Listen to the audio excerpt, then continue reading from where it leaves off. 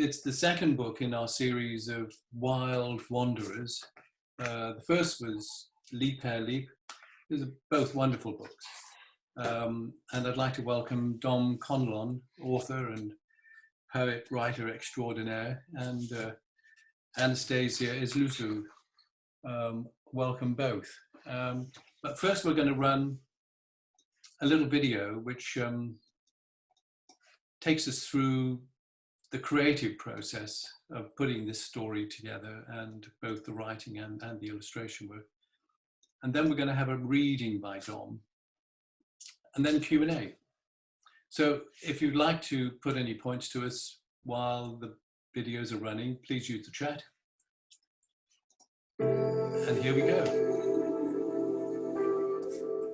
Patrolling North American waters like a siren at night, a blue shark chases octopus and squid. Shark wants to join in, but Blue's smile is fierce, so he opens a tunnel of bubbles and light and swim, shark, swim. The natural world is a poem which is 1 billion lines long, and there is so much to write, about how they affect their own environment, how they affect our culture, how they live their lives, how they've become such a kind of evolutionary perfection for millions of years. Each book is a single poem in some way, but I really could write a traditional collection just on sharks. So it's leaving things out is the really difficult bit. If someone asked me 3 years ago, what would you like to do? That would be it. The whole series, which I'm really, really excited about. I usually combine both research and sketching because depending on the text and on the spread, with some of them, I usually have some ideas straight away of how I want it to feel, what I think will be best. With some, I need a bit more research and to generate those ideas, if that makes sense. I went to the oceanarium in between the lockdowns. I sneaked in, and it had the black-tip reef sharks in there, so our main hero of the book. So I just spent the rest of the day staring at them. Even though the story part of these books is really simple, that there's no plot twists and things like that, really.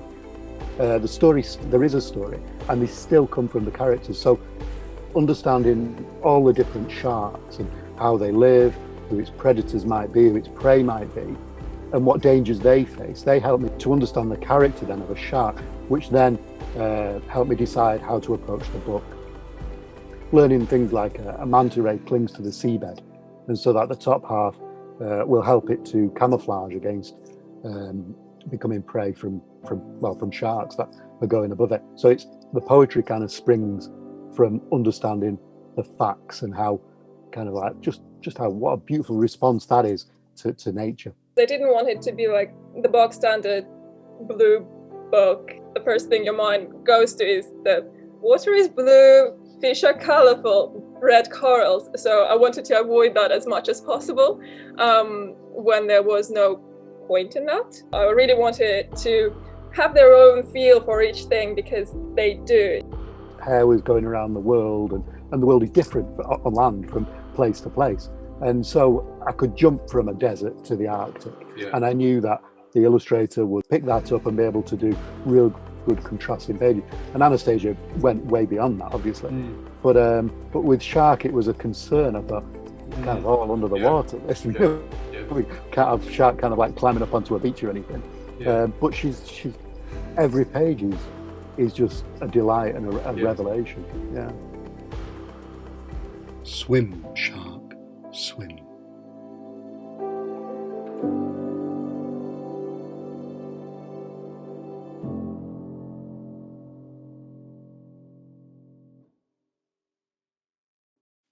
Swim, shark, swim. By Dom Conlon. Illustrated by Anastasia Izlesou. Blue sun in sunken skies, the sea sharpens to the shape of shark off the west coast of Australia. With black tips on his fins and the space between stars in his eyes, ask, where is he going? Ask, what does he want? This reef watcher, jewel guarder, will tell you he's lost. Lost in a place where the land pours sand from an outstretched hand. He's too close to shore, and when a boat drops a net like the lines on a globe, he opens a tunnel of bubbles and light, and swim, sharks, swim. Could this be Shark's home, where African penguins plunge through clouds of silvery fish, and Cape fur seals spin flip-happy hoops? No, not this. This is where the tiger shark lives, with fading stripes and well-worn teeth. He's hungry for the humpback whale, which rolls like a tyre ready to pop. So Shark speeds away through this saltwater world. From the south to the North Atlantic, Shark slips through a handshake of continents to where the white-tip shark farms for food day and night, with pilot fish and remora by her side. But finding food here is hard, and Shark's getting hungry, so he opens a tunnel of bubbles and light, and swim, Shark, swim. He swims in a whiz and a fizz, past Morocco and Spain to the wing-tipped waves of Wales. A tunnel-mouth basking shark. Brilliant. Great, well done, Dom. Thank you. Well done, Anastasia. That was brilliant. Dom, would you like to just say a few words about how it all started? So I'd written a story poem with the same approach about foxes, and I put that on my website, and the wonderful and supportive Nicola Davis saw it and read it, and she kind of tweeted Graphic and said, have a look at this. It's not rubbish. So, and Matthew phoned me up and said, we've already got a fox book. And he said, but why don't you write about hares? And rather than just search and replace fox for hare, I went away and researched hares and just realized just how absolutely the variety of them, how kind of mystical they are, and how absolutely wonderful an animal they were.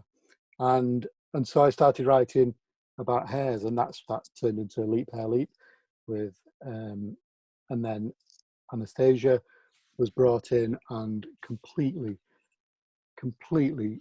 took my breath away, and certainly everybody else.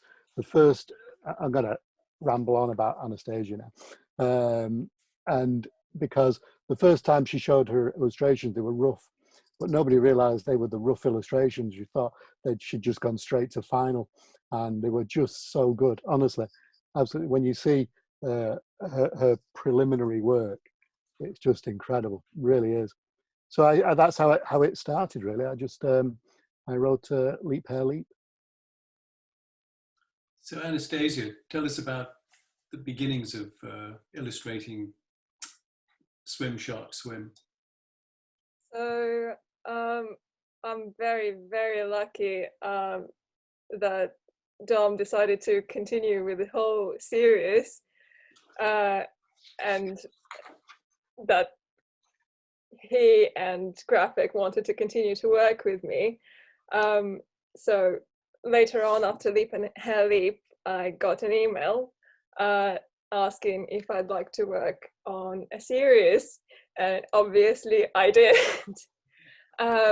So yeah, this autumn I started illustrating Swim Shark Swim, which was set in a very different setting from Hare.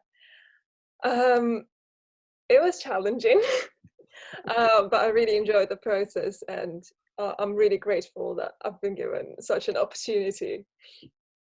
Yeah, I was really quite taken when you talked about spending the day in the aquarium, just immersing yourself literally I suppose, did you ever think about getting in the aquarium with the sharks? No, probably not. But anyway, you've done the most amazing job. I mean, I just love your pencil drawings right from the beginning. You can feel the movement and the shapes that the sharks put themselves through in order to get through the water at incredible speeds. I mean, it's just lovely. Dom, tell us about the next one that you're writing about. Blow in, blow. Right, yeah, because I'm writing another, I think, 3 or 4 books on ahead of that. So Blow in Blow is the next one in the series, and we wanted to kind of, well, it's called Wild Wanderers for a reason. It's about the wild, it's about the natural world, and our connection to it, and with the wind, the story of wind. I wanted to go and look at the different kind of ways in which the wind affects our lives and the way it moves across the world in the different forms. And actually, this is one where, and you will see it when it comes out, where Anastasia's ability as an artist and as a visual storyteller absolutely changes everything. Because when she produced the roughs for this, she said she wanted to end the story with a spread without words, and it's just the most perfect ending. I'm not going to spoil it, but it's the most perfect ending, and it adds so much more to the book than I'd imagined ever, because it was a tricky one. It was a tricky one because the wind, it's invisible. We only see the effects of it. But in each of the spreads that in the book, it's an incredible achievement. Very different to Hare and Shark, just as Shark was different to Hare. And it's something that it's exciting to see, really is. Anastasia, I'm really intrigued with the choice of some of the colours, particularly the ocean colours, and also the coral colours that you work through the book. I mean, it really is quite amazing. And would you like to just say something about your choice of colours there? Oh, thank you so much. I mean, as I mentioned in the previous interview, I wanted each spread feel a bit different from each other because obviously Shark travels to very different locations, and with the underwater world, sometimes it's a bit hard to show it just through surroundings. So I felt like color was a very powerful tool for conveying that. And also color obviously is really great for conveying the general mood and things like that. So I felt like I could exercise a bit of freedom, not that I don't exercise it anyway, with most of the works. So yeah, I just went for it. I needed to spend a bit more time on it. That's why when I sent the first sketches, they were more just about the composition and shapes and things going on. And for color roughs, I needed to take some more time afterwards. So the sketches were separated in 2 different batches when I sent them through. I'm really glad that you think that they do work. Yeah. No, they're wonderful. Has your Sorry, Peter, yes. let's look. I mean, this one Yes. is a brilliant example of the colour, but also this is one of my favourites. So this has got the basking shark. Yeah. And somebody on Twitter mentioned how she loved it because of the waves being reminiscent of Snowdon, and I think it's true. Like, it's such a powerful piece of art that manages to convey a land as whilst staying completely in the sea. I think it's just incredible, and all through the book, it is. I mean, the colour. I mean, colour. Sure. Yes. The end papers. Absolutely. It's beautiful. It's absolutely beautiful. I was just looking at your words there, Dom, on that spread with the basking shark. Would you just like to give us a quick a live reading on that? On the basking shark, yeah. Yes, yes. These are incredible animals. I mean, they're all incredible. So he swims in a whiz and a fizz past Morocco and Spain to the wingtip waves of Wales. A tunnel-mouthed basking shark prays from above, whilst an angel shark lies on the ocean floor. Has your view of sharks changed in any way, Don, since you did the research and wrote about sharks? Yes, it has. And it's actually what it's done, more than changing it, because I think we're in a world now where we're not as frightened of sharks as perhaps we were in the 70s and 80s with Jaws coming out, which terrified everybody. I think we've gone beyond that. We now recognise how important they are as a species and as a predator, that it's not a bad thing that they're an apex predator. But what it's done, more importantly for me, is made me aware now of new stories about sharks. So there was quite a few people put it in front of me last week or the week before, when the bioluminescent shark, one that was very deep in the water, and when that photographs of that came out, and it's an incredible thing. And so now I'm more aware of the sharks around us, so to speak, in the world and in our sort of in the news stories. So I think that's a really positive thing, because it's making me more aware of the action that I take and how they affect the natural world around us. And I mean, their shapes are just so incredible. I mean, so many products have been designed on the basis of the way sharks look. Absolutely, the way they move. Yeah. Anastasia, how do you feel now about sharks? I mean, to be honest, I was the kid who grew up with Animal Planet and Steve Irwin shows. So I think I've always been just very intrigued and interested in all animals around me, and not so much frightened.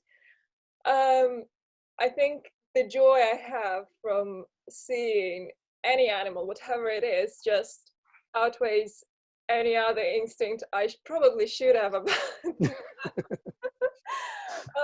So yeah, I think sharks, yeah, they're incredible. I told you before that I find them also quite funny, in a sense, and yeah, and in terms of illustrating them, they're quite challenging, because again, you really want to convey that very dynamic shape that they have and how they move, which can be a bit tricky in a static two-dimensional image. So that's something I've struggled for a bit with. Great, thank you. And Don, we've got a competition running. Could you say a few words about that? Yes, absolutely. So it's a poetry competition. We need you all to enter, spread the word to schools, get everybody sort of entering this. And it's dead simple. It's just writing a poem inspired by nature, by being a wild wanderer, because we're all wild wanderers. And you've got to, you can send them into Graph-Egg or tweet a poem, and it can be of any length, in any style. But as I say, inspired by being the wild wanderer, by things like hares and sharks, and what else have we got? We've got and trees and wind and the stars and anything. Just write your best nature poem. And Daniel's put details of it there, which will tell you all properly and probably correctly, in case I've messed up. But do please, absolutely dying to read as much poetry as you can. And I know there are some classes here and some homeschools. I saw Sarah and her children. So get writing. I know we've had some entries, and when Hair was released, somebody tweeted a poem. No, she shared it with me via Instagram actually, and it was just incredible, absolutely incredible. And when I'm doing school visits, I'm seeing some beautiful poetry kind of coming and being inspired by it. Dom, thank you very much. Anastasia, brilliant. Thank you very much, both. And I think, Daniel, have we got some questions that we need to put to people? Yes, we've got a couple of questions here. Got two from Sarah Burns. Thank you, Sarah.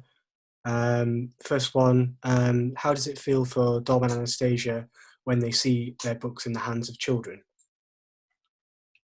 Do you want to come in first, Dom? I want Anastasia to, because I'm just going to copy her answer. Oh, okay. I feel the responsibility. Yeah. I mean, incredible. I think as an illustrator, it's really easy to just focus on a task you have ahead and trying to do it as best as you can, and not focus or think as much in the future as seeing it as an end product that someone actually reads. Yeah, it feels a bit surreal, I would say, for me. I mean, it is a bit surreal just receiving the copies and then being just like, oh yeah, I did that. That's actually my work. Oh my God, someone is gonna actually perceive that. So yeah, surreal and a little bit of pressure. There's no pressure. I find it really interesting to hear how people respond to the texts and the illustrations, and to see what their favorite bits are. And that's really interesting, because it's a real revelation, parts that I'd not considered as important or in as other parts are being brought out and going, oh, we loved this bit about it, and this is why we loved it. And I think that's a wonderful thing to see. I really enjoy that. That actually brought another thought that I had, like after seeing someone's comment on the whale spread, about the shapes of the waves and things like that. So some of the things I might not personally as much consciously think about, but just do them more or less intuitively, or just hopping off Dom's words, and then seeing someone compare it to like the landscape and things like that. It's not something I really thought about, but it's amazing to see how someone else sees that in your own work. So yeah. Great. And there was a second question as well. How has it been different launching a book during the pandemic as opposed to usual? Have you had to rely more on social media, etc., and make use of those tools instead? Oh yeah, I mean, I'm very quiet on social media normally. A bit of a wallflower, just like to not to talk much. But I've had to step up and speak up. I like this kind of thing, and I like being able to talk to people and to mention facts about it, or why I've been inspired, sharing sketches of poetry sketches of kind of how I'm writing. But I think with the physical events, I miss the energy that you get, and the randomness sometimes as well, from an event that you perhaps don't get with online only. So I kind of miss that. I think there's a big difference. I certainly look forward to actually being able to, and even chatting after the event, that kind of thing. I think that's a really important aspect of it. Great, thanks a lot. Well, thanks everybody. I've just seen one. Sorry, Peter. Don. One more. The next animal. Yes, I saw it. Series. I've just seen from Mel. The next animal will be about butterflies, and we've been talking about butterflies in the pre-show show. And one butterfly that I've just discovered, I didn't discover it actually, somebody else did, is about 15 centimeters wide. Some butterflies are massive. Imagine that landing on your face while you're half asleep. Not good. So yes, butterflies. So, but the next book is Wind, isn't it? Next book is Wind, and Wind. then Shine Star, Shine. Yeah, well, if you like to, and anybody who wants to know what the series is about and so forth, there are details on our website, graphic.com, and some information about the author and the illustrator. thank you, everybody. And the book is out now. Thanks, everybody, for joining us today. I haven't got any more to say. Thanks, team, everybody who worked on the books. Brilliant. Very good. Anastasia, Dom. And have a great day, everybody. Enjoy. Bye. Thanks, everybody. Thank you. Bye-bye.